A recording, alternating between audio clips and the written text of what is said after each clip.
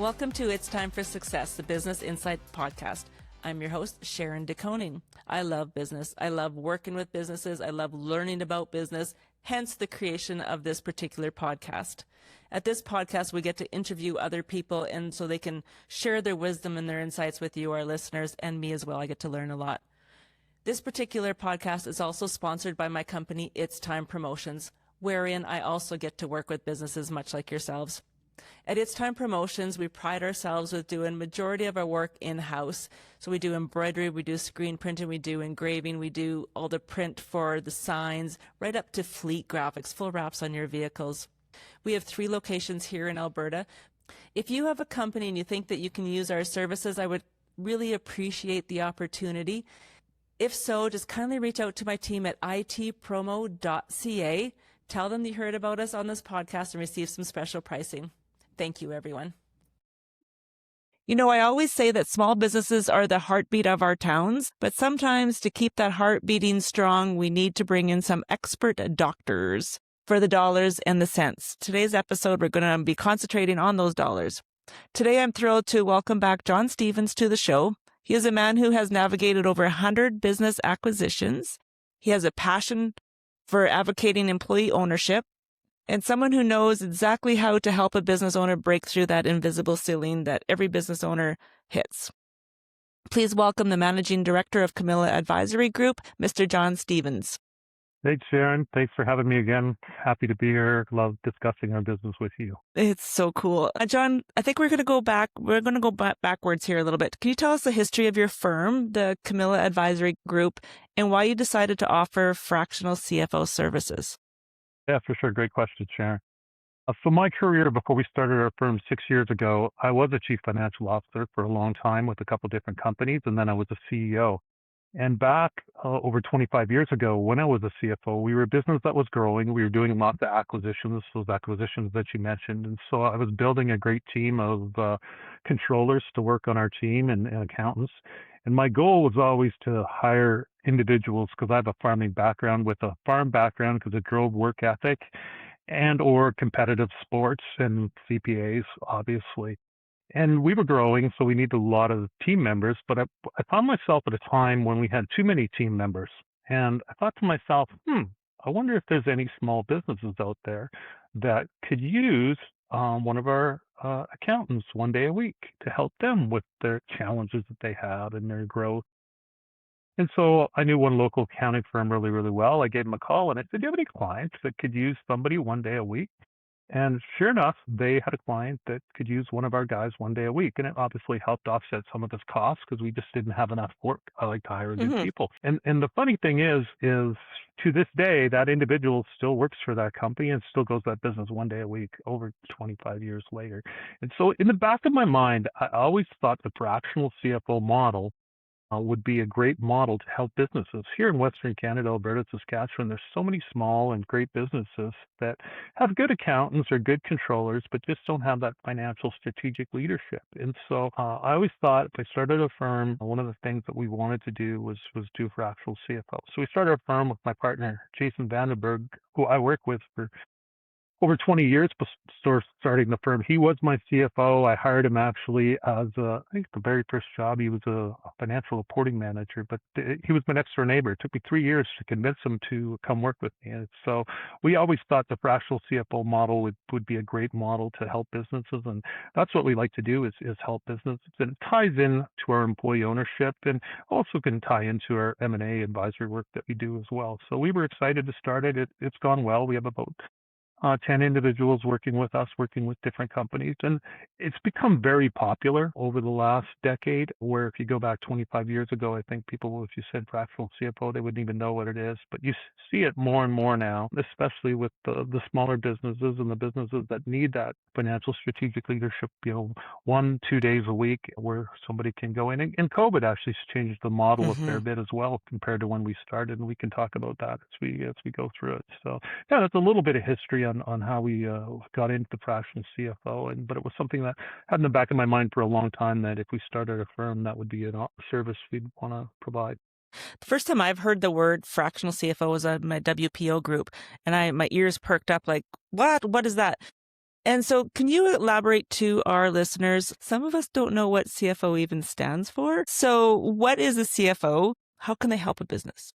Yeah, so I think a good way to look at it, Sharon, is that historically a lot of owners and entrepreneurs have looked at the accounting group as someone that prepares the financial statement, does the tax returns. And I like to compare it to the rearview mirror looking through the windshield. So the traditional accountant is looking in the rearview mirror. What's happened last month? Do my financial statements and such. Where CFO or a chief financial officer, and there can be many names, vice president of finance, you see that as well. But the most senior financial person in the organization, they're the ones that are going to do the financial analysis. They're going to look forward. They're going to say, okay, how can we improve our profit? What's our cash flow look like? Do we have too much customer concentration?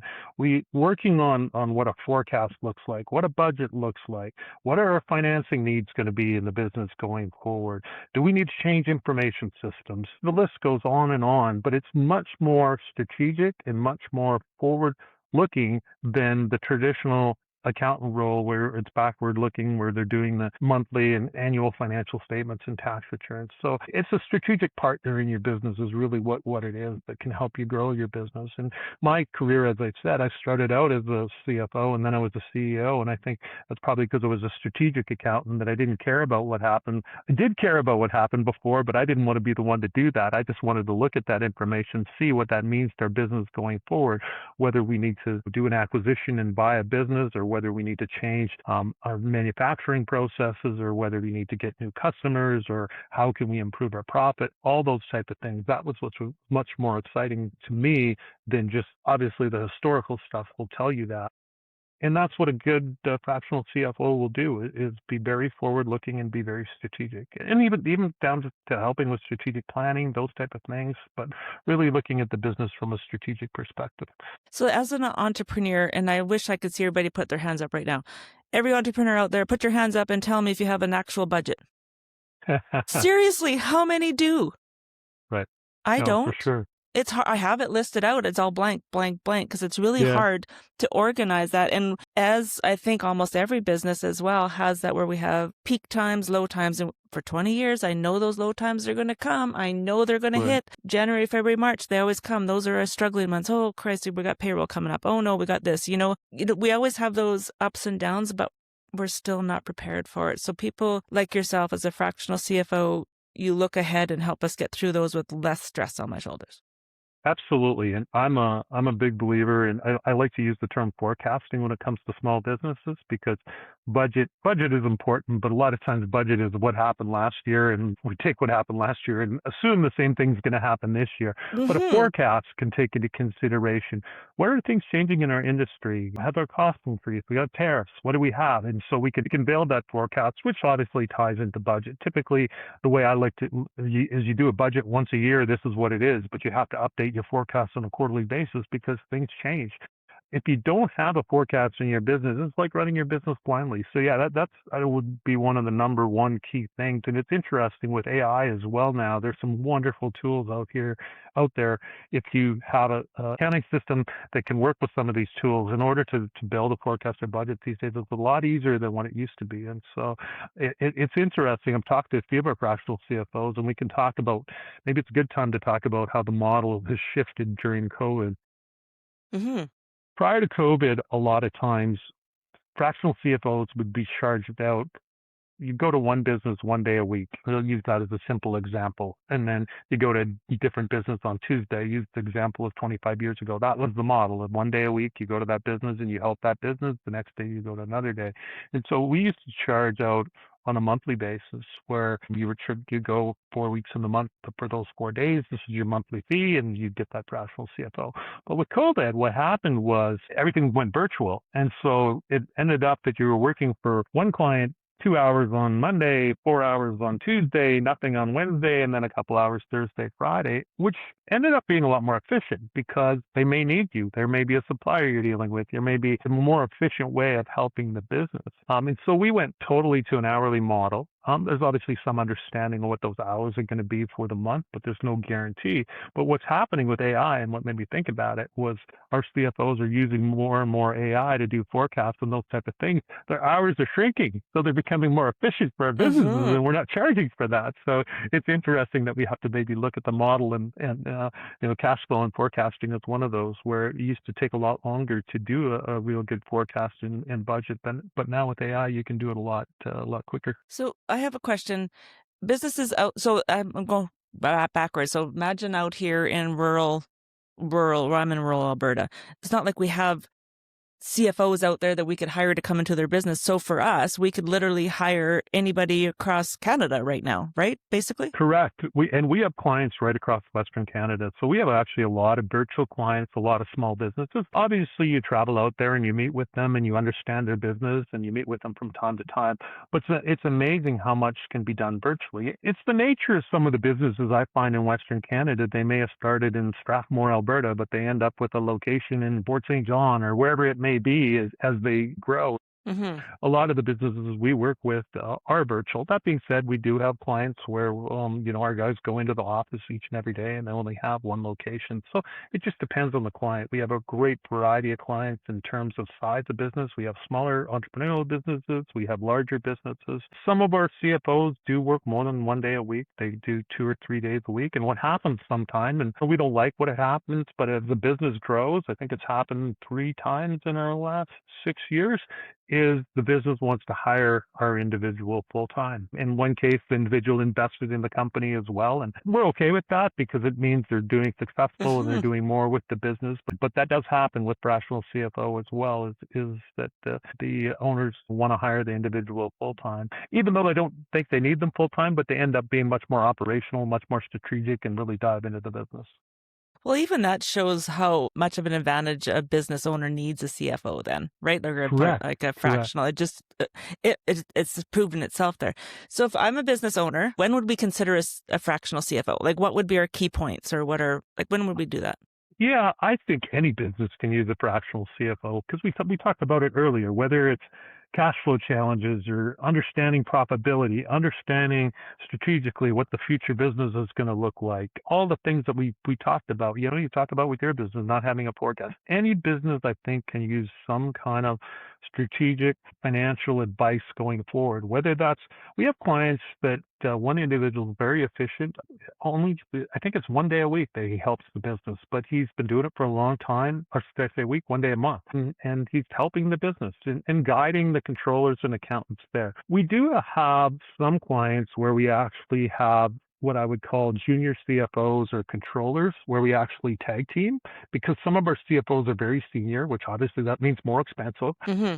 But we can bring in a tag team of a senior CFO and a junior CFO, and these teams have been working together for quite a few years. And it's a cost-efficient way of getting that strategic advice because the more senior individuals, obviously, some of the work, takes time. It's just an efficient way, and these guys work together. So we've done that actually quite often in quite a few cases. It works actually quite well. And it just depends on obviously the current status of what do you have for finance or accounting or bookkeeper if you're a very small business. It depends on who you have there. It's interesting. One of the clients that we went in as a fractional CFO, and what was the very first thing we did? We said, no, you need a full-time controller. The accounting staff that you have right now is not serving you, and it doesn't make sense for us as a firm to be doing it. So we helped them go find a controller. They hired a controller. We continued as a fractional CFO with them, so that it can be the case where you just don't have the right people, because you obviously need some people focused on the rearview mirror as well, preparing those financial statements on a very timely basis,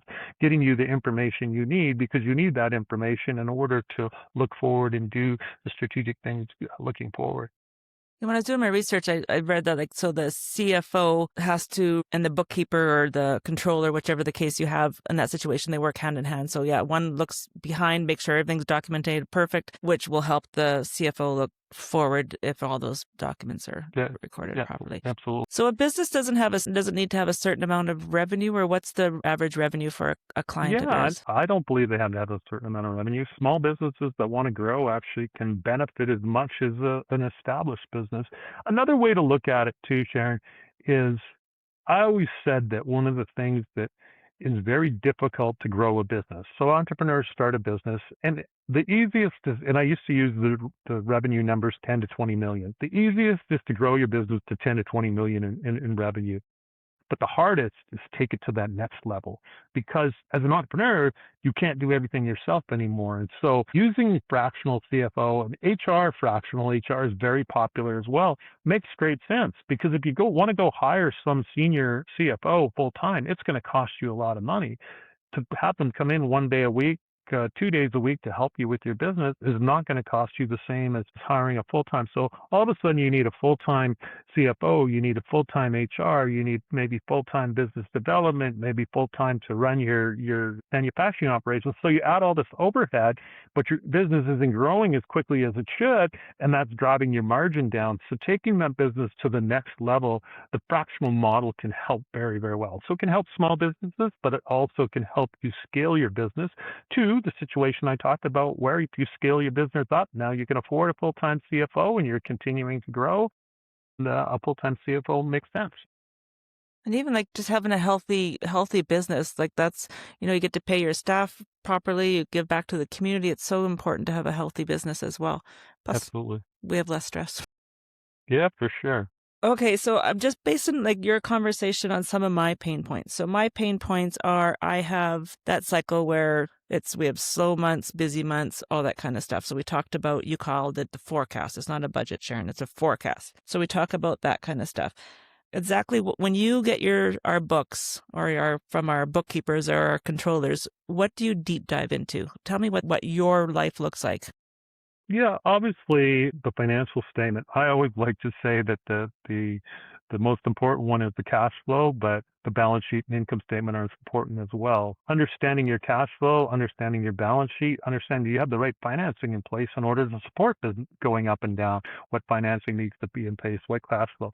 Look at margins. What is the return on equity? Return on equity is such an important number, because capital is invested in a business, and capital is liquid and should go different places. So if you're not getting the right return on your capital in the business, maybe the business isn't the right business. And so looking at all those things, whether it's cash flow, whether it's margins, the balance sheet, you can tell a lot by looking at financial statements. The financial statements to tell a good story, especially if you have a pattern historically of what's happened to the business over a period of the last 5 years. You can tell a lot about the business, and so those are some of the things that you want to see and you want to understand right away. Is what is the return on capital? What are the margins? What is the cash flow? What's the balance sheet? And what does the strategy look for? What do the forecasts look for? What's changing in your business? All those type of things. Numbers intimidate me. Like the numbers, like they intimidate me and they scare me. And I always look at that bottom number, they go, oh, I made money this month, woohoo, or shoot, I didn't. They intimidate me and they scare me. So having somebody in my corner to help me with those would be so advantageous. Also, you probably have different clients. Like I'm the kind of person that jumps in and thinks later. Then you probably have those people that they think and they strategize. Like you probably have all different kinds of people to deal with, probably. You're right. So every personality is different. Every entrepreneur is different. That being said, that there is kind of a blueprint for what an entrepreneur looks like, but you do run individuals that want to measure 4 times before they cut. And I can think of a client that was thinking about building a new manufacturing facility, and so one of the big projects that our CFO did is looked at the feasibility of what the cost is going to be, what's that change going to be, what's that going to do to sales, what's that going to do to cost. So we go back to return on capital. And so he wanted a very detailed study on what this looked like, where other people will just go ahead and build a building and think it'll make sense. And so there are different individuals and different needs in terms of, and the owners of the business that we work with obviously drive those needs. Some like technology, some don't like technology. I think we have owners of businesses in their late 70s that just don't like looking at spreadsheets. They like to have a conversation and really understand it. So there really is a wide variety of clients that we work for, a wide variety of industries too, and that's what we really try to do, is find the right CFO. Industry experience is a good thing, but to me, it's not necessary. Sometimes it's interesting when you bring somebody into an industry where they don't have experience. They can really see some things that maybe somebody that does have some experience don't. But a lot of the times our clients want industry experience. So whether that's manufacturing, real estate, service business, whatever it may be, we really try to match up what the individuals are looking for from an industry perspective. And so, in that we're a bit of matchmakers where we try and do the match. We had a client, a potential client recently was looking for a very specific individual, and Jason and I both have a very large network of individuals, and we went out and through our network identified someone that had the skill set that they were looking for, and it was a specific industry. And obviously we need to do our due diligence and understand that this individual is somebody that we want to have as part of our team, and it was somebody that was doing some fractional CFO work as well. As I said, the fractional CFO, it's been very popular lately, and it's popular with a lot of individuals that maybe were a full-time CFO before. They don't want to fully retire, but they do want to still, keep their mind sharp doing something. So maybe they're only working a couple days a week for 2 or 3 different clients. Another 2 or 3 days a week, they're playing golf or doing whatever they want to do, just not working as hard as they did. But it is rewarding. I find it rewarding. It's no different than when we talked about employee share plan. Is you're taking your experience that you've gained over a number of years, and you're able to help businesses make a difference with their business. And it's rewarding for me when I talk to our clients, where and time again, I talk to our clients and they say, what a difference the individual has made just 1 day or 2 days a week. And so that's rewarding to see that we're helping their businesses, and the owners are, I think you mentioned it, maybe less stress or just taking some of that stress and providing some certainty with that strategic guidance. Yeah, stress or even brain meltdown. Like sometimes I wish I knew more and I don't know more and I can't learn more. I feel like I'm maxed out. For example, this is a good example, and I think this is where the fractional CFO would probably help somebody like myself. So for example, we have promotional products. So I own It's Time Promotions, and we also do signage, like so vehicle graphics, vehicle wraps, vehicle signage. But a lot of our people don't know we do both because our name is It's Time Promotions. So Right. I've often wondered if it would be beneficial for me to split the two companies and what that would look like and how that works. But I don't have the brain cells to commute those financials and that outlook. You know what I mean? Yeah, I know exactly what you mean. It reminded me of one of our fractional CFOs, exactly the same scenario. He has 2 businesses. They're related, but they're not related. And so he hired one of our fractional CFOs, and one of the very first projects was, and the financial statements are kind of mixed together, and you can't tell how much profit you're making from each one. He knows one business is actually a better business, and so it was a project to take the financial information and break it down and determine which business makes more and what would it look like, and does it make strategic sense to split the businesses up. So yeah, perfect example of what some of our fractional CFOs do. Yeah. Or even like locations. This is another thing I'm wondering about because like we have 3 locations. So we're in Lloydminster here, Provost, and Wainwright. But as you mentioned, COVID changed the world, and we're very fortunate. We ship right across Canada. We have customers way up in the Yukon. We even have customers in Toronto, BC. So, I mean, we're very, very grateful for that. But we've often wondered, is it beneficial for us to keep opening more locations? Or is it more beneficial for people to buy into those locations? Or is it more beneficial just to have somebody doing sales in those locations? I have so many questions, and I don't have the brain cells. I don't know the numbers. I don't understand it. That's exactly what a fractional CFO does, is help with all of the strategic decisions and see what makes sense. So you hit the nail on the head. That's exactly what a fractional CFO does. Because every business has those. Like, that's just my business. Absolutely. Every business has the same scenario in a different way. Yeah, same thing, but different. Absolutely. Every business. You go in and Doesn't you do that. matter how small you are or how big you are. Every business has all those issues. We do have those issues. Okay. So, for example, I'm wanting to hire a fractional CFO. What does that look like? Well, as I said before, it used to be where we'd have a guarantee so much a month. So typically what we do is understand what your needs are. And so every business is a little bit different. We talked about what some of those needs are. And so we want to try and match the individual to what your needs are and what your industry is. And so that would be the first thing we do. Sometimes we present a couple of candidates. Sometimes we don't have any candidates. But we try to see, right now we do have, as I said, we have about 10, I think. We do have some capacity with some of the clients. So the first thing would be, okay, which one of our current individuals would be a match to your business? And then we would do an introduction and see if there is a match.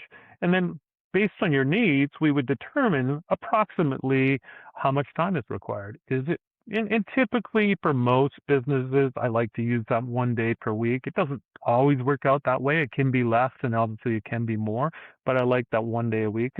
There's enough things going on with the business. And then we charge an hourly rate and our individuals keep track an hour. But like I said before, when I say 1 day a week, that doesn't mean it's going to be 8 hours every Monday. It may even be 15 hours one week and 1 hour the following week, just depending on how things change or if you're working on something. And we do an engagement letter for that hourly rate, and there's an underfee, and we invoice you on a monthly basis. And there's no terms where some other firms out there, will do a 3-month, 6-month term. If you're not happy with our folks, then cancel the contract. There's nothing that's committing you to a longer. But I can say that all of our clients have never done that, so they're happy and they see a huge difference in terms of what our clients, our fractional CFOs, bring to our clients. So it's a fairly simple process. The most important process is getting the match of the individual, that there's a good match and that individual is going to deliver some value to the client. So more so a match for the industry or for personality, or both? Both. Combination of both. All right. Okay. So I feel what I'm picking up right now. I feel sometimes we hit that ceiling, which I had mentioned, and I feel that people need help to push through that ceiling. So for myself, we've incorporated EOS into our system, and that helps us get my team organized. So I've embraced the team part of it. So we're all aligned and running together. I have a fantastic bookkeeper, actually two, one for receivable, one's for payable, and they're doing their job. I have an amazing accountant who speaks to me like I'm human and not, you know what I mean? Like in my language. I have a lawyer in my corner that's always available to me. So I feel that I'm doing everything right, but I feel that this is the next step. Yeah, you bring up an interesting point, Sharon, when you said you have your accountant in your corner that's doing the right thing. So a lot of external accountants act almost as fractional CFOs for business. And we've seen that with some good-sized firms here in Edmonton, where the partner on the firm actually becomes almost the quasi-CFO for businesses that are growing. And so that's who the individuals go for. And that's what they're doing, is they're providing a fractional CFO role. The problem is most accountants, especially in small towns like Lloydminster, they're so busy with a lot of their clients, is they can't get it. They can provide really good advice, but they can't get into the weeds to provide that next level of strategic assistance from a financial perspective.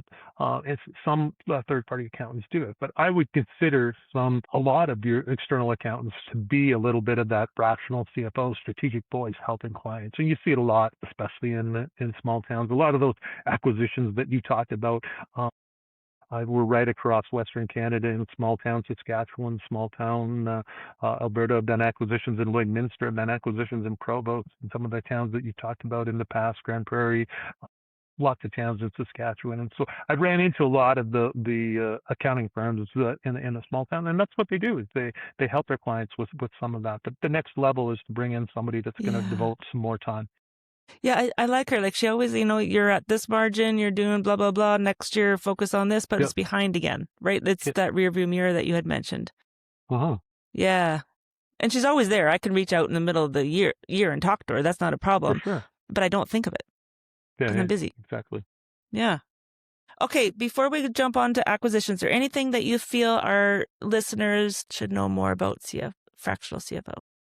I don't think so. Just if you don't have a forecast or not a clear financial strategy for the rest of the year or 2027, or limited visibility into what the future looks like, or don't really understand profitability or cash flow, we're here to help. I think a fractional CFO can add value to their business, and that's what our clients that we currently have say. Most of them say, especially the ones that didn't have one before, they'll come to me and they'll say, how did I live without a fractional CFO? Like, it becomes this valuable thing within your business that they almost couldn't see the world without it. So it's a great tool.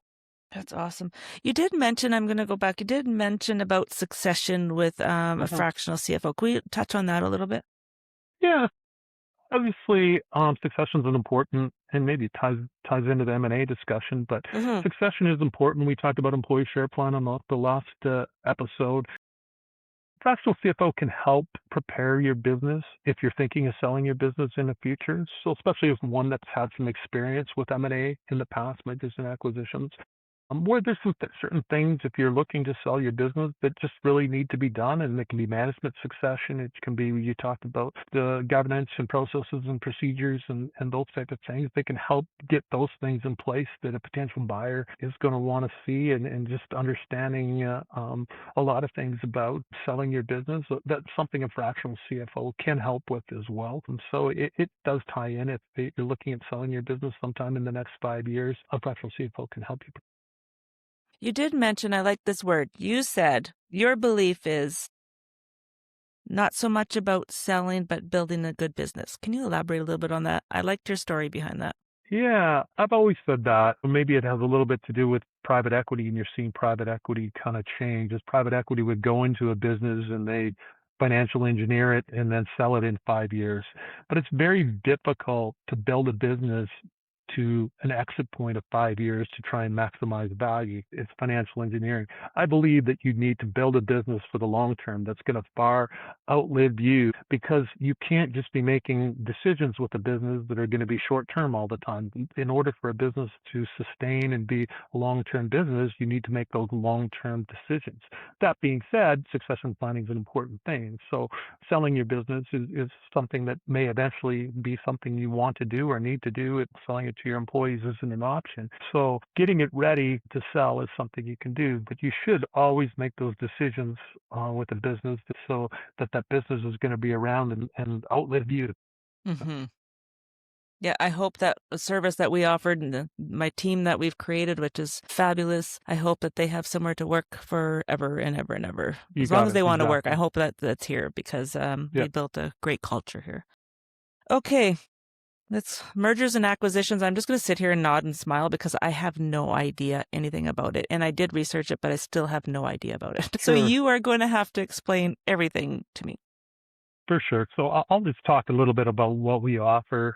I think we talked about employee share plans last episode. We talked about fractional CFOs, two things, two of our services. But because of the experience, and you said in the introduction, just throughout my career, the companies I was involved with were very acquisitive. We were buying businesses. We've sold businesses as well. We have a lot of experience. When I say we, my partner Jason, we've worked together for 20 years. And so with experience, you can help businesses. You can help businesses in that it's a scary process to sell your business. And the typical clients that we've helped since we started our business are ones that want to sell to what I call a strategic buyer. And a lot of times, because they've run a good business, a strategic buyer shows up and starts talking to them and gives them what I would consider an unsolicited letter of intent. And that was the case with a lot of the companies that we've helped because they ran a good business. But instead of just signing that letter of intent and selling your business to that individual, what we've done is we say, let's go out to some other strategic buyers and see if there are other buyers for your business. And so a transportation company is a good example. Mm-hmm. So we went out in one of our clients to, I can't remember how many, a half a dozen other transportation companies other than the one that had provided the letter of intent. And we ended up selling the business to a different one. And so it created a competitive process. And so where we Nice. help is obviously you can go to your accountants and your lawyers and such, but we, through the whole process, is we'll help negotiate the letter of intent. And then once that letter of intent is signed, something called due diligence. I'm sure a lot of your listeners are familiar with that. Is the company's going to want to do due diligence on you. So we'll help you through that process. But at the same time, you're moving to a purchase agreement as well. And so there's lots of things that need to be negotiated in the purchase agreement. One of the things a lot of accountants and lawyers that haven't done a lot of them forget about is working capital. In your business, you have lots of working capital. You have receivables from your clients. You have inventory. Maybe you make a lot of your inventory specific for your clients. But understanding when you sell your business what that working capital is going to look like, what we call normalized working capital, is such an important component that people forget about a lot of times. And if it's a good sized transaction, it can be worth millions and millions of dollars. And so we can help through that process. We're not a large firm when it comes to M&A, so we're not going to do a wide swath and offer your business up to every private equity firm in North America, but we can be very strategic and help you through the process of that letter of intent, the due diligence, all the way through the purchase agreement and closing. And we work hand in hand with your legal team, or we can bring in legal teams that we're familiar with and have done work before. And where we complement the legal team is because Jason and I have operational experience. I was a CFO, I was a CEO, we bought companies, we sold companies. There's so many little things that you can see just based on your experience that you can help the clients. So that's our M&A advisory service on the sell side of things. And we've done a handful, half a dozen. So we don't do a lot in the last 6 years. They're very specific, but these deals will take, 6-9 months from start to finish to get done. And we're working with the buyers, working with the sellers, going through the process. We'll put together in some cases what we call a teaser and a sim. So a teaser is just a one-page little summary on your business. And so that example of the transportation company where we'll go out to different transportation companies with that teaser, where a sim is a confidential information memorandum where now the company needs to sign, the potential buyer needs to sign a confidentiality agreement to get the sim. And we have one of our fractional CFOs that really likes putting sims together, and they're a lot easier now, even with using AI, it comes along. So helping them through that process. We don't always do the sim aspect of it. Again, it depends on the situation. Maybe switching over to the buy side a little bit. We've done a few buy side engagements. Our specialty, I would say, is more selling on the strategic side. But on the buy side, I'll give you a couple examples. We have a client here in the Edmonton market that wanted to expand to Saskatchewan. They didn't care whether it was Regina or Saskatoon. They had identified some potential companies they wanted to purchase in those markets. For them to just reach out and have a conversation and say, are you interested in selling, can be difficult, especially in a competitive environment if they quasi-compete with them. And so they'd hired us on a no-name basis to go, we had an interesting buyer. Are you interested in selling your business? That another example of an Edmonton company that wanted to expand to Calgary. So they, again, identified the companies. We went in and helped them through that process. So we don't do a lot of the buy side, but again, we have experience doing that. Why we do M&A advisory is simply because we have 30 some years worth of experience, and we really helped our clients sell their business, and Jason has experience, as well as we have other fractional CFOs that have experience as well, and so we'll bring them in certain circumstances to help the businesses. So yeah, that's our advisory services. So hopefully that gives you a summary a little bit of what we do. Yeah. So I now have It's Time Promotions has a fractional CFO. And then I want to buy a promotional company or a sign company, I'm not sure which one yet, in, I don't know, Cold Lake or Grand Prairie. Right. So in this situation, my fractional CFO is already doing their due diligence, but the same company would be able to help them with the buy side. Yeah, exactly. And so a lot of times the fractional CFO can do a lot of work. And it actually is a really good point that we never touched on with the CFO is all of our CFOs have access to myself and access to Jason. My partner Jason does do some fractional CFO work. I don't do any. I focus on the employee share plans and some other stuff. But I act as a mentor with a lot of, so that'd be a great example where you hire a fractional CFO for us and you want to buy a company in Grand Prairie. That he or her, your fractional CFO, can do a lot of that work, but they may have some questions and about the letter of intent or whatever. And so I will go on a lot of engagement letters where I can help them out for an hour or 2 hours here and add a lot of value because just from my experience, or Jason can do the same thing and add some value. And so we do that in a lot of cases where we come in and we will help that business do an acquisition, but the fractional CFO can do the majority of the work, but we can really augment that. Because in my mission, this is my mission, I want 5 locations before 2026. Love it. I have 3. Before 2026, you better get busy. Sorry, 2028. Yeah, it's 2026 now. Okay, that's before 2028, yes, I better get busy. Great, so those are 5 locations, but I don't know how I'm going to get those 2 other locations, what that looks like, if I'm going to buy. Yes. Anyways, okay. I think this has been remarkable. We're already at 40 minutes, so we probably should wrap it up here soon. Okay, so is there anything else that our listeners could benefit from you that we've missed on? I don't think so, Sharon. It's been a great conversation. Yeah. So thank you again for having me on your podcast again to talk about some things I'm passionate. It's important. And I don't think that people realize that it's accessible. Like, I don't think that business owners know that they can have this extra help for a fraction of a CFO cost. Is that how that works? That's exactly right. Right. So I think if you're wanting to grow your business, or if you're at that standstill, if you hit your ceiling, or if you're generally in that rolling curve like I am, like January, February, March, yes, we have cash flow, but I spent it all in December or January because whatever. Like, I feel that I need somebody to keep me accountable and on focus and how that works. So I think that there's lots of businesses out there just like mine, and we run the same. So I think that having you out there, be an awareness that they're out there, will help our listeners for sure. Absolutely. Okay.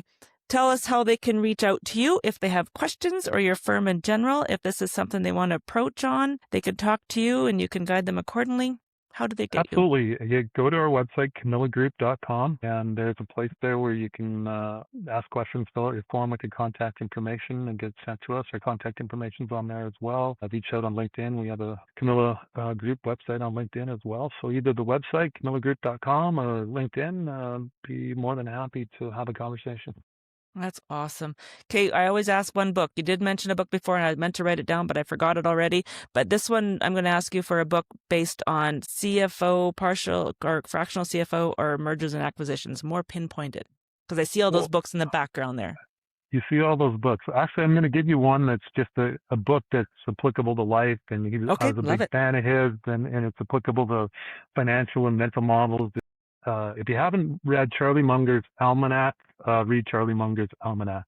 I was fortunate enough to go to the Berkshire meeting in Omaha quite a few times, and I was there the last year that Charlie Munger was there before he died.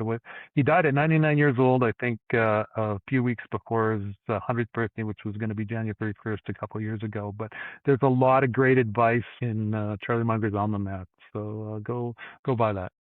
Charlie Munger. Sorry, what was the name of the book again? Charlie Munger's Almanac. Almanac. Obviously, I need more than just numbered helps with. Yeah, no, it's actually, I recommended it to my sister who started a business a few years ago, and she just loved it. And I'm a big fan of Charlie Munger, and there's a lot of good advice in that book.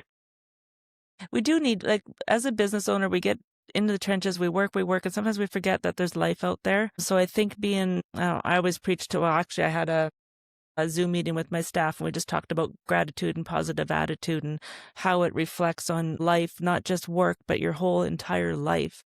And how to embrace that, and how easy it can be to shift if you get your mind on it. But anyways, I'm a huge advocate for all that kind of stuff. And life is short. Did you know that? Life is very short. Life is very short, and it goes by really, really quick. Fast. Really quick. So yeah, be grateful for those moments. Enjoy every day, enjoy every moment, and practice gratitude. I love that. Yes. Okay, I'm going to wrap this up. So John, thank you so much for coming back and sharing about your wisdom, your insights, your expertise with our listeners today. If John said something to you, to our listeners today, sometimes it's just a light bulb. We call it the BFO. Sometimes you have like this blinding flash of the obvious that might have come from today's episode. So please reach out to John. As you know, he's a fountain of knowledge and information. Thank you for listening to It's Time for Success, the Business Insights podcast. If you enjoyed today's chat, please subscribe so you never miss a breakthrough session with one of our guests like John, and share this episode with one other business owner who needs to hear this about fractional CFO and M&As today. If you've encountered a learning curve or have a question you'd like to answer please reach out. If you have a topic you're passionate about and want to share with our listeners, please email me at sharon@itpromo.ca. We would love to get you on a podcast. Until next time, surround yourself with those who lift you higher and always pay it forward. We'll see you on our next episode. Thank you, everybody.